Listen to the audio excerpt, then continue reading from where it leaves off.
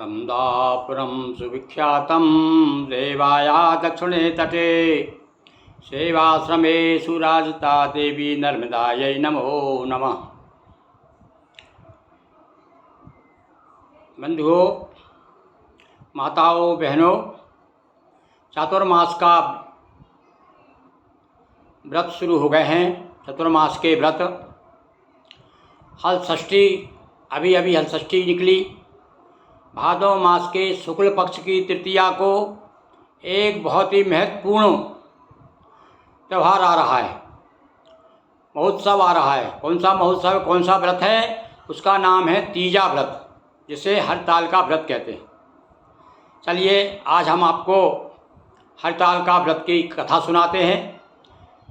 आपके पास पोथी ना हो, पंडित उपलब्ध ना हो, तो आप जो मैं कथा सुना रहा हूँ इसे आप हमारा चैनल खोल करके चालू करें, पूजन करें भगवान शिव की, पार्वती की, उनकी सहेलियों की, और उसके बाद जो है आरती करें कथा सुनने के बाद। तो लीजिए हरताल का व्रत, जिसे तीजा का व्रत कहते हैं। इस व्रत की एक विशेष बात यह है कि व्रत जो भी महिलाएं धारण करती हैं, सौभाग्यवती हों अथवा पति को चाहने वाली हों कन्याएं, उन्हें निराहार रहना पड़ता है, यानी जल भी नहीं पीना पड़ता। इसलिए बड़ा कठिन व्रत है। और जहाँ भाई कठिन व्रत होता है, जहाँ तपस्या होती है, वहाँ भगवान श्री कृष्ण प्रसन्न भी होते हैं।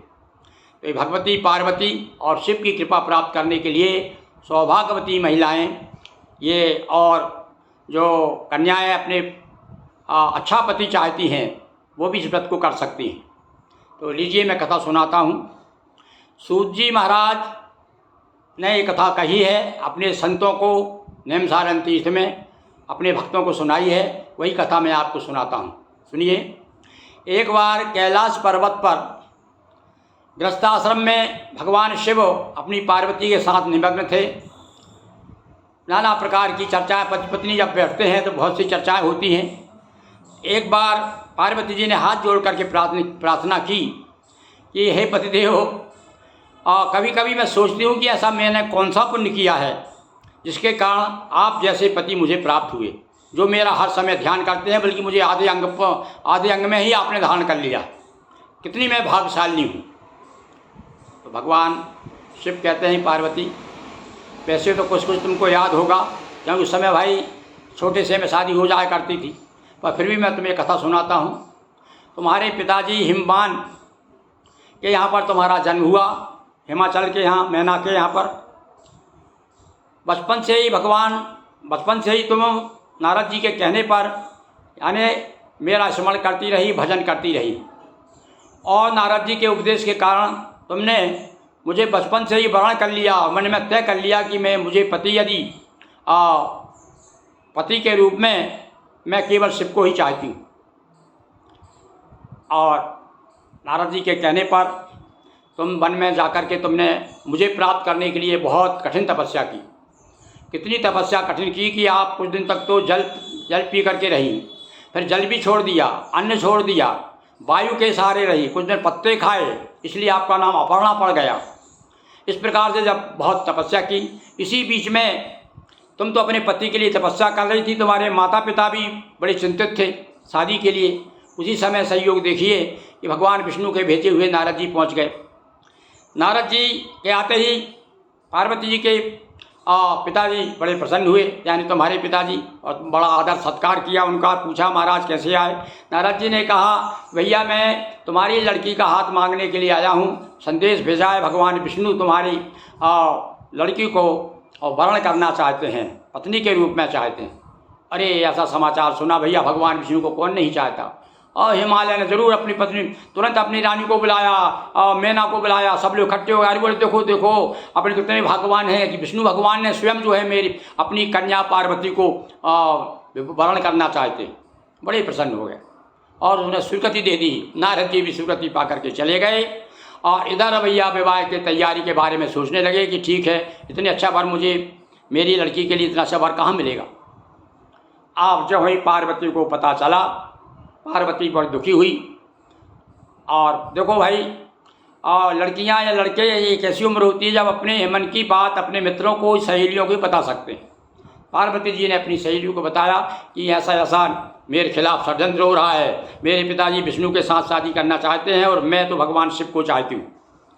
और बहुत दुखी हो गई, रोने लगी, आंखों में से आंसू आ गए। सहेली ने कहा अच्छा अच्छा, अरे सहेली तू चिंता मत कर, मैं तुझे ऐसी जगह जाकर के छिपाऊंगी जहाँ तुम्हारे पिताजी ढूंढते रह जाएंगे। और ले जाके गुफा में उनको ले गई, दोनों जंगल में जाकर गुफा में जाकर के भजन करने लगी। इधर जो ही पता चला भाई माता पिता को कि भाई लड़की कहीं चली गई है, ढूंढने के लिए चले गए, अपनी सेना लेकर के, वजीर को साथ लेकर के जंगल जंगल घूम रहे हैं, बड़े दुखी हो रहे हैं हमारी लड़की आखिर कहाँ चली गई है।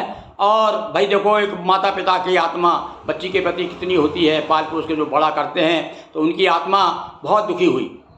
और इधर जो है, हे पार्वती, शंकर जी बता रहे हैं तुम वहाँ गुफा में रहकर मेरा भजन करती रही, और एक बार तुमने क्या किया, और मेरा बालू का एक बालू की मैंने मूर्ति बालू का शिवलिंग बनाया, और तुमने वहीं पर जंगल के फल फूल लेकर के, इसलिए भगवान शिव को जो है धतूरे चढ़ते हैं, कौआ के फूल चढ़ते, सब जंगल में मिल जाते हैं, और बिलपत्र, ये सब लेकर के तुमने विधिवत मेरी पूजन की। और सहयोग देखिए, जिस दिन मेरी पूजन की उस दिन जो है भाद्र मास के शुक्ल पक्ष की तृतीया थी।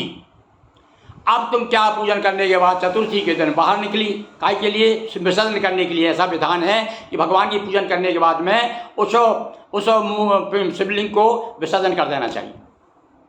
तब बाहर निकली, इधर तुम्हारे पिताजी ढूंढते ढूंढते से योग ऐसा हुआ कि उस तालाब के किनारे आ गए। उन्होंने अरे यहाँ तो पार्वती साहब बड़े खुश हो गए, जाकर बड़े बच्ची से हृदय से लगा लिया, अरे बेटी तू कहाँ रही, अरे तू यहाँ जंगल घोर जंगल में कहाँ रह रही है, यहाँ हिंसक जीव घूमते रहते हैं, शेर हैं, भालू हैं और चीते हैं, तू अब क्या घर चल, हम बड़े परेशान, तेरे माँ भी बहुत परेशान है, सारे लोग बड़े दुखी हैं। इसने कहा पिताजी मैं मर जाऊँगी, यहीं रहूँगी, जंगल घर नहीं जाऊँगी, क्योंकि तुम मेरा विवाह विष्णु के साथ करना चाहते हैं, मैं तो भगवान शिव के अलावा किसी को नहीं चाहती। और भैया देखो, माता पिता बच्चों के आगे कितना कितना झुक जाते हैं, ये कहानी भी बताती है। और आज भी हम देखते हैं, वर्तमान में भी ऐसा ही हो रहा है, जब जिद पे पड़ जाते हैं बच्चे झुकना पड़ता है।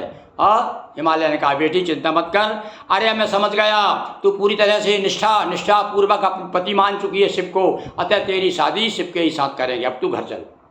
और ये पार्वती, तुम घर आ गई, घर आकर के तुम्हारे पिताजी ने मेरे पास निमंत्रण भेजा, मैं बारात लेके पहुंचा, और आगे कथा तुमको मालूम है कि तुमको किस प्रकार से मैं दुल्हन बना करके लाया।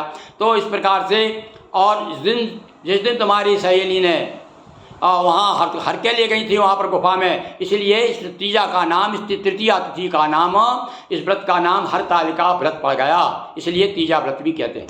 तो इस प्रकार से आप पार्वती कहती तो ये तो बहुत अच्छी बात बताइए, बहुत सुंदर व्रत है सौभाग्यशालिनी महिलाओं के लिए, सौभाग्यवती महिलाओं के लिए, कृपा करके बताइए इसके व्रत का किस प्रकार से व्रत किया जाए। तो उन्होंने कहा भाई देखो, द्वितीया से संकल्प लेकर के भगवान शिव और पार्वती का ध्यान करें, और सौभाग्यवती स्त्रियां और जो कुंवारी लड़कियां जो पति की चाह रखती हैं, अच्छा पति मिले, तो वो सब इसका व्रत करें, निराहार रहे, और अच्छी सुंदर बालू लेके आए, पवित्र बालू, यानी रेत के भगवान शिव बनाए, सहेली बनाए, पार्वती बनाए, और उसके बाद अच्छा मंडप चंदोबा ताने, रेशमी चंदोबा ताने, अच्छे फूल की झालर बनाएं, और कलश रख के, और साथ में जो है गौरी गणेश के साथ विधि विधान के साथ में पूरा पंचोपचार से पार्वती की शिव की पूजन करें, और भगवती पार्वती से प्रार्थना करें, हे मैया पार्वती हमारा सौभाग्य अटल रहे, आपकी कृपा हमारे ऊपर बनी रहे।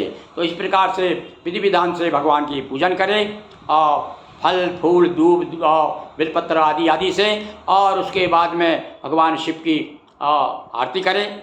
उसके बाद में सुबह विसर्जन करें मूर्ति का, वो अपना जो शिवलिंग बनाया उसका, और साथ में भैया कम से कम तो 2-3 ब्राह्मणों को भोजन कराएं, दान पुण्य करें, इसका भी बड़ा महत्व है इस दिन। तो इस प्रकार से यह तीजा की कथा जो भी सुनेगा भगवान शिव और पार्वती उनके ऊपर बहुत बहुत कृपा करेंगे। तो मैंने आज आपको हरतालिका व्रत की कथा सुनाई, और आपको अब तो मैं चतुर्मास के जितने भी त्यौहार पड़ेंगे सब कथा आपको सुनाऊँगा। आप इसको हमारे चैनल को सब्सक्राइब करें, फॉलो करें, शेयर करें, ज़्यादा से ज़्यादा सुनें, और अपनी टिप्पणी भी दें, हमारे बॉक्स पे, टिप्पणी बॉक्स में जो है उस पर लिखें कि आपको कैसी लगी कथा। मैं संक्षेप में आपको, ताकि ज़्यादा समय भी नहीं लगेगा, उस प्रकार से कथा सुनाता रहूँगा। बहुत बहुत धन्यवाद।